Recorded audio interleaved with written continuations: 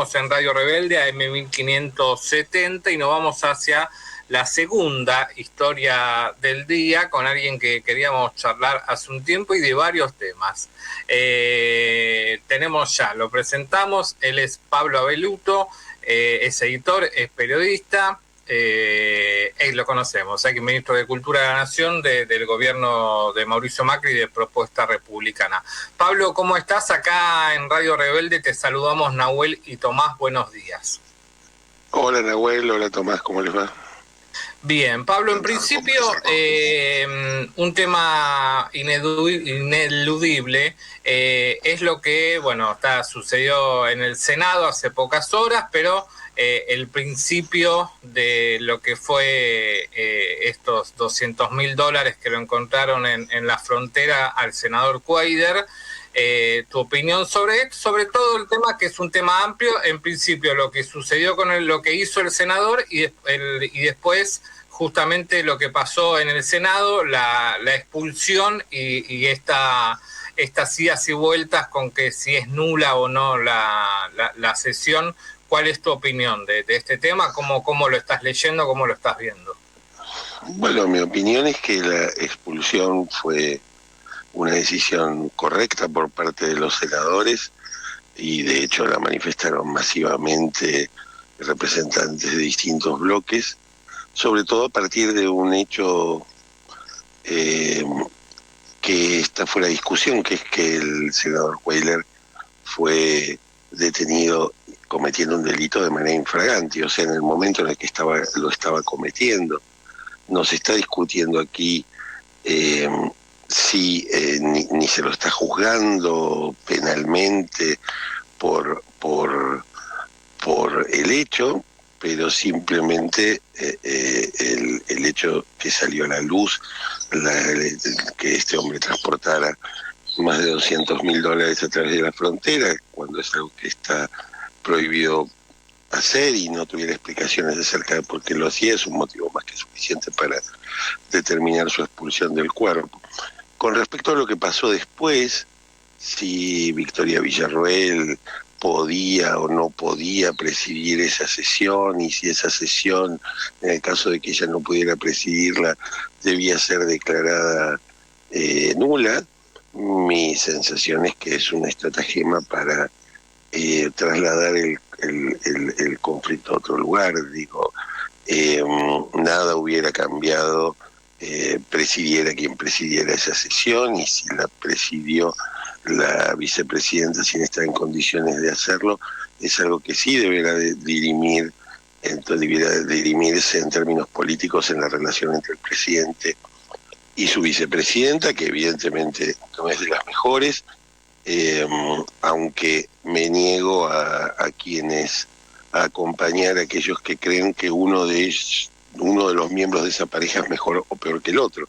Para mí son ambos igualmente malos, sabían con quién se estaban asociando para su proyecto político, y no creo que corresponda, determinar si ahí hay un victimario y una víctima. En todo caso, creo que para mí es muy claro que la vicepresidenta podía presidir esa sesión y que todos los entrecruzamientos de información de si sabía, no sabía, si estaba enterada, si se hizo tarde, si se hizo temprano, me parecen absolutamente menores. Por supuesto que se deberían hacer correctamente, pero menores frente a la gravedad del hecho que motivó la expulsión del senador Cuéllar. Pablo, en Twitter lo llamaste como pensar que esto que hablaste de pensar de que si la vicepresidenta o el presidente son mejores o peores, lo llamaste como un gran error nacional. Es interesante. Sí, sí, dijiste las peleas entre fascistas tienen ese qué sé yo. ¿Cómo me es? acordaba de la balada para un loco de Horacio Ferrer. Sí, claro. Que en este caso podría ser aplicada a otro loco, o a otros locos. Sí, para mí son discusiones entre personas que han estado de acuerdo en muchos de los rasgos más autoritarios y reaccionarios del gobierno de Milei. Por lo tanto, a veces veía en algunas opiniones la tentación de, como te decía antes, de buscar una víctima y un victimario, y para mí representan exactamente lo mismo, aportando cada uno a este proyecto. En el caso de Villarruel, ese nacionalismo conservador procesista que la caracterizó toda su vida, y en el caso de Milei, la agenda conservadora y la agenda libertaria en materia de derechos y de lo que se cansa de cuestionar, como la justicia social.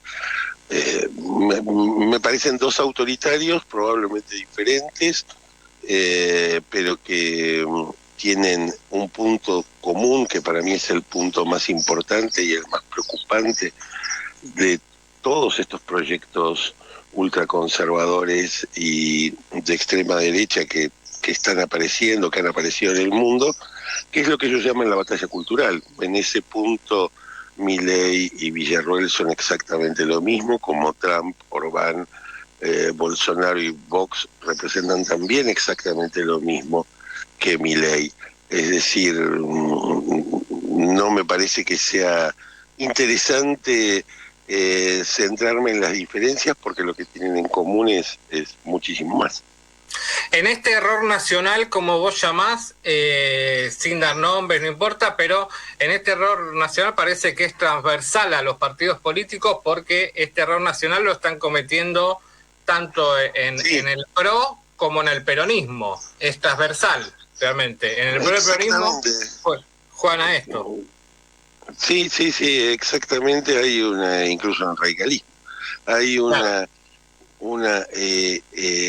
evidentemente el fenómeno de Milei generó un estallido y una fragmentación de las fuerzas políticas, que es parte también de este proceso de deterioro de nuestra democracia que se viene dando en la Argentina y que se da también en otros lugares del mundo. Es decir, ¿cuál es el rol de los partidos políticos si los partidos políticos no pueden tener ya, o han perdido o han dejado de tener, posiciones unívocas frente a la agenda política y frente a la agenda económica y frente a la agenda social? Es decir, uno podría acusar a Milei, probablemente con razón, de todas sus bravatas poco democráticas, pero los demócratas no deberíamos dejar de hacernos cargo del deterioro de nuestro sistema político, que es anterior a Milei. Milei es un resultado y en todo caso un nuevo capítulo de un proceso que se había iniciado mucho antes. Es decir, la democracia constitucional requiere de partidos políticos, requiere de partidos políticos fuertes. Nosotros, cuando votamos una lista para representantes en el Congreso, estamos votando a los candidatos que eligió una fuerza política, y esas fuerzas políticas como tales han entrado en una profunda crisis. Es decir, de acuerdo, y lo vamos viendo, te diría, sobre todo desde que comenzó este gobierno, algunos partidos olvidan lo que decían meses atrás para encolumnarse detrás de la Libertad Avanza, como fue el caso del PRO. Otros se fracturan, como el caso de la Unión Cívica Radical, y otros también actúan de manera errática, apoyando o cuestionando los temas, como vos señalabas ocurrió esta semana en el caso del bloque peronista. Digo, el problema es que eso contribuye al deterioro, porque y el caso de Cuéllar es paradigmático en eso, porque los que lo defienden a partir de que el hecho de que haya votado a contramano de su bloque cuando se sancionó la ley Bases, y un caso particularmente curioso porque fue una ley cuyo resultado en la votación del Senado fue un empate, o sea que si Cuéllar hubiera votado con sus colegas de su bloque, probablemente esa ley no hubiera requerido el desempate de la vicepresidenta. Por el otro lado, otros cuestionan que salga Cuéllar del Senado, básicamente porque su reemplazante no les gusta, porque entiendo que pertenece a una de las facciones del peronismo y que es una persona que está adherida o que tiene su identificación con la agrupación La Cámpora. Por lo tanto, el argumento para que no ingrese la segunda persona de la lista que eligió Cuéllar es absolutamente antidemocrático. No porque no me gusta cómo piensa. Claro. Y aun cuando yo no estoy de acuerdo con probablemente no vaya a estar de acuerdo con las ideas de La Cámpora, no puedo negar que de ahí de lo que se trata es del derecho de quienes votaron a tanto a Cuéllar como a la senadora que ocupa, o la persona que va a ocupar, que ocupaba el segundo lugar en la lista de senadores, y eso nos muestra también el nivel de fragmentación de los partidos políticos y de alguna manera el peligro, porque vos votas a alguien que después se autonomiza de la línea de su partido y que a su vez otros lo quieren retener para que no pase al frente otra, en este caso, que representa otras visiones. El problema es que los partidos ya no tienen una sola visión y esto es muy dañino porque de alguna manera el ciudadano queda votando a ciegas. Elige a alguien porque está de acuerdo con las posturas de un partido político y después cuando el representante llega al Congreso decide tomar una agenda propia precisamente contraria a aquello que la mayoría de su partido político eligió. Y coloca al ciudadano en una posición de indefensión donde, bueno, ¿para qué voto si después van a hacer lo contrario o algunos de los elegidos va a terminar no honrando el mandato que le dio la ciudadanía? Y eso es independientemente de cuál haya sido ese mandato, cuál sea la ideología del partido del que se trata. En este caso lo vimos claramente incluso en los días previos a la sesión del Senado, con esta cosa tan vergonzosa de arrojarse con el senador buscando que alguien se hiciera cargo de una suerte de paternidad política, ¿no? Es de ustedes, no, es de ustedes, era de ustedes en la lista, pero después se convirtió en oficialista. El propio senador, cuando fue atrapado en la frontera entre Paraguay y Brasil, planteó: yo soy alguien cercano al gobierno, estuvo en la Casa Rosada. Digo, hay algo que nosotros no nos damos cuenta, pero que tiene un enorme impacto sobre la imagen pública, ya no de ese senador en particular, sino de los representantes, y que de vuelta contribuye a este debilitamiento. Para mí uno de los datos más preocupantes de este momento, este debilitamiento de la democracia tal como la habíamos conocido hace unos años. Pablo, ayer Mauricio Macri dijo: desafío que alguien me diga si en la historia política argentina hubo un partido de la oposición que hizo tanto por el oficialismo como lo ha hecho el PRO este año con La Libertad Avanza, entre otras cosas que dijo y que se habló en la reunión de Pensar. Hoy todo indicaría que lo que dicen es que está todo bastante roto el diálogo y que se dejó traslucir que en las elecciones del año que viene podrían armar un espacio por separado. ¿Cómo ves esto y cómo ves y lo que fue todo este año de relación entre el PRO y La Libertad Avanza, que a mí me parece bastante cierto? No sé en la historia de la política argentina analizar si hubo un partido así que ayudó tanto, pero me parece que es bastante cierto, que lo ayudó muchísimo.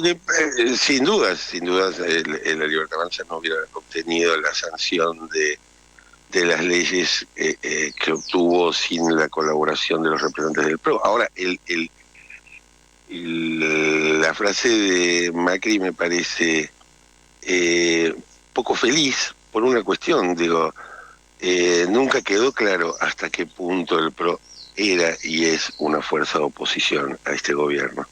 Es decir, por lo tanto, no debería llamarme...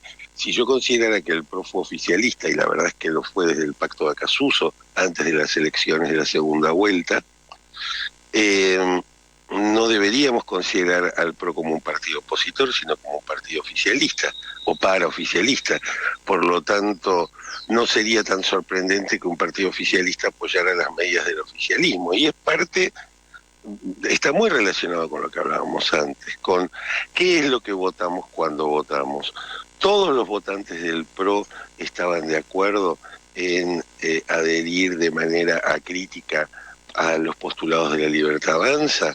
No hubiera sido más honesto de parte de quienes sellaron aquel pacto hacerlo a título personal y no involucrar a todo un partido donde había distintos puntos de vista y distintas posiciones con respecto a Milei, que no eran todas iguales en materia de si había que apoyar todo el tiempo durante todo el año. Mi percepción es que el PRO perdió definitivamente su identidad y su rumbo al tomar esa decisión.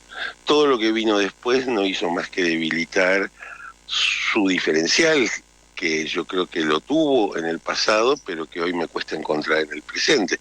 ¿Dónde termina el PRO y dónde empieza la Libertad Avanza? Es un enigma, no está tan claro. De hecho, en la campaña electoral del año pasado, tal vez ustedes lo recuerden, era habitual escuchar una frase, bueno, no van a poder hacer lo que quieran porque allí va a estar el bloque del PRO para imponer racionalidad y poner límites. Y la verdad es que a Milei no se le ha puesto un solo límite desde el PRO a lo largo de todo lo que lleva ya de su mandato, este primer año. Entonces, mi percepción es que el PRO quedó atrapado en una profunda crisis de identidad, porque aunque hoy se defina como opositor, ha actuado como un verdadero oficialismo. Y bueno, y los lamentos con respecto a la poca gratitud por parte del gobierno hacia el PRO por sus esfuerzos, suena más a despecho que en todo caso, aquello se podría haber negociado en el primer momento. La política no funciona sobre la base de, o no debería funcionar sobre la base de emociones, sino sobre la base de acuerdos, consensos racionales. Y en ese sentido, si el esfuerzo del PRO no fue pagado como el PRO esperaba, es un problema del PRO por haber hecho ese acuerdo que tan poco bien le hizo a la democracia argentina, digo, porque hizo que un partido con un bloque marginal pudiera lograr la sanción o pudiera lograr sobre todo la ratificación de los vetos presidenciales que han sido varios a lo largo de este año. Recuperar la identidad que el PRO tuvo en su momento de esplendor, 2013 al 2017, por poner un periodo más o menos arbitrario, pero el momento principal en el que el PRO logró, digamos, la presidencia de la nación, el momento en el cual derrotó al kirchnerismo, el momento en el cual se convirtió en una nueva fuerza protagónica de la política argentina, con ideales que tenían que ver con un liberalismo más moderno, que tomaban elementos de las agendas progresistas en materia de género, el debate sobre el aborto, la aceptación inicial del matrimonio homosexual en la ciudad de Buenos Aires antes que se sancionara a nivel nacional, la agenda cuales el PRO parecía encarnar, o encarnaba de hecho, la idea de un liberalismo que se sacaba de encima su mochila autoritaria de tantos años y fracasos en la Argentina. Lamentablemente, en este último año, el PRO significaba un retroceso en materia del liberalismo, que volvió a aliarse, como lo había hecho en otras oportunidades históricas, a lo más autoritario, conservador y reaccionario de las ideologías argentinas. Y eso es muy difícil de recuperar. Digo, tiene que ver también con una visión para mí muy mezquina de las modificaciones, los cambios, los movimientos en la opinión pública. Muchos dirigentes del PRO suelen decir, bueno, es que nuestros votantes se fueron hacia la Libertad Avanza, entonces, ¿qué hacemos? Y creen que la respuesta a esa situación es parecerse, mimetizarse actuar, hablar y sostener las ideas de la libertad avanza. Por eso vuelvo, me cuesta ver en el PRO a una fuerza opositora, dado que ha sido una fuerza oficialista. Por lo tanto, y ese giro a tratar de retener o tratar de seducir a los votantes que se fueron, tuvo algún efecto positivo, y en todo caso el efecto más notable es el abandono de las convicciones, que para mí es una muestra de debilidad más que de fortaleza. En un contexto como este, creo que las convicciones aún, sin importar si son mayoritarias o minoritarias, sin importar si los que te votaron te siguen votando, son tus convicciones, son las razones por las cuales cada una de las personas que se involucra en la política lo hace. Si vos las vas modificando, como hemos visto en el caso de Cuéllar, como vimos en el caso del PRO, como vimos en los votos de representantes de distintas fuerzas políticas, miremos toda esa realidad desde el lado ciudadano. Digo, ¿qué te queda cuando tus representantes van cambiando sus puntos de vista, sus pareceres y sus ideas en función de hacia dónde va soplando el viento? Eso también deteriora la democracia, también es parte de el surgimiento de estas fuerzas antipolíticas que vienen desde la extrema derecha a imponer un nuevo sentido para las cosas.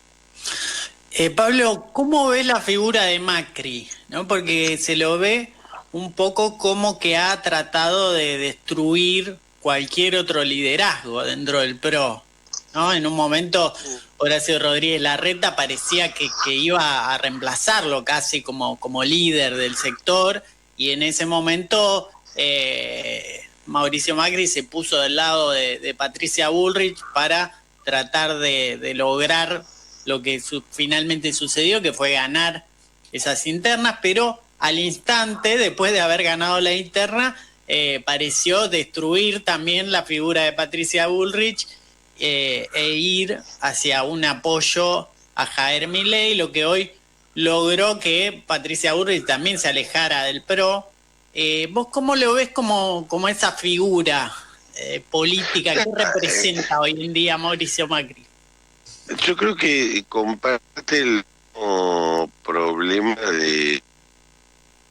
histórico en la Argentina de qué hacemos con los expresidentes constitucionales, qué lugar institucional, cómo garantizar precisamente den un paso al costado, sigan siendo referentes importantes de la sociedad, pero que no sean determinantes al interior del liderazgo de sus partidos. Digo, no puede dejar de trazar una analogía con la figura de Cristina Kirchner, o incluso con otras figuras de la política en el pasado, como pueden haber sido Eduardo, el propio Carlos Menem, el propio Alfonsín. Es decir, cuando los presidentes dejan el mando, dejan la presidencia,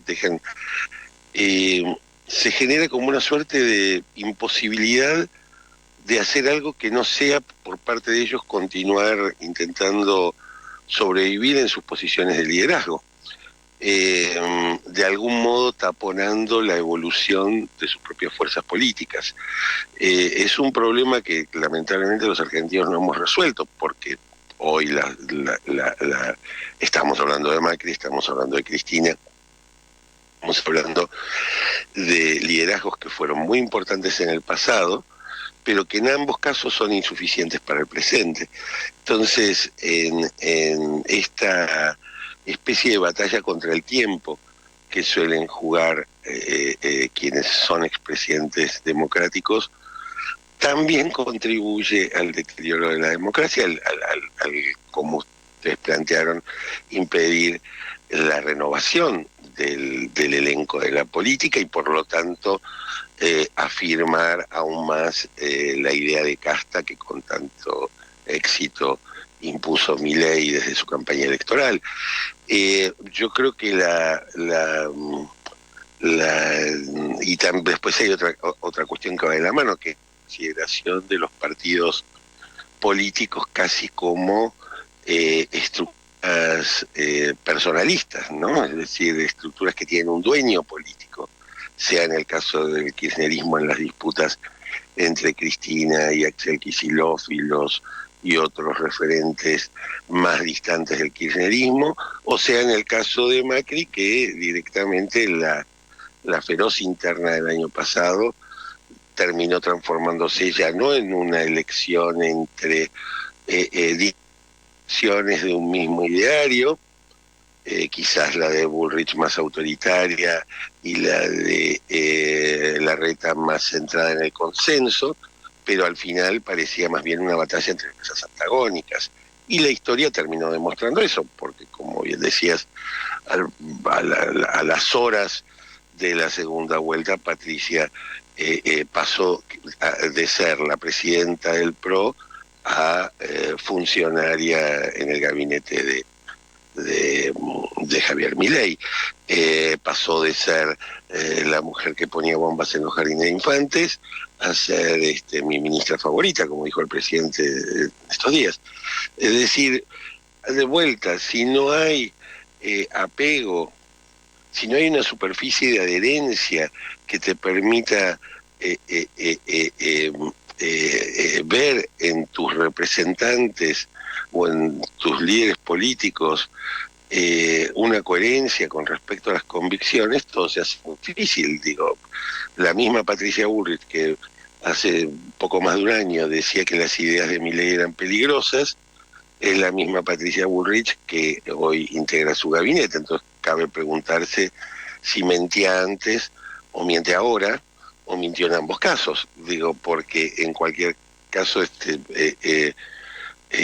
por disciplina partidaria yo mismo voté a Patricia Bullrich en la primera vuelta electoral, pero jamás hubiese estado de acuerdo con una alianza con Milei y mucho menos con integrarse a su gabinete. Pablo, te agradecemos muchísimo realmente esta entrevista, esto casi media hora que nos diste aquí en Radio Rebelde, que fue más que interesante. Realmente te agradecemos muchísimo. No, gracias a ustedes y a disposición. Finalmente tuvimos varios intentos, pero hoy lo pudimos hacer. Además, un abrazo muy grande. Ahí sí. Está, nos agarró en un día con muchas cosas, además, que se haya estirado nos benefició, así que te agradecemos. Bueno, me alegro, estoy a disposición de ustedes cuando quieran, la seguimos. Abrazo grande, que estés bien. Abrazo grande.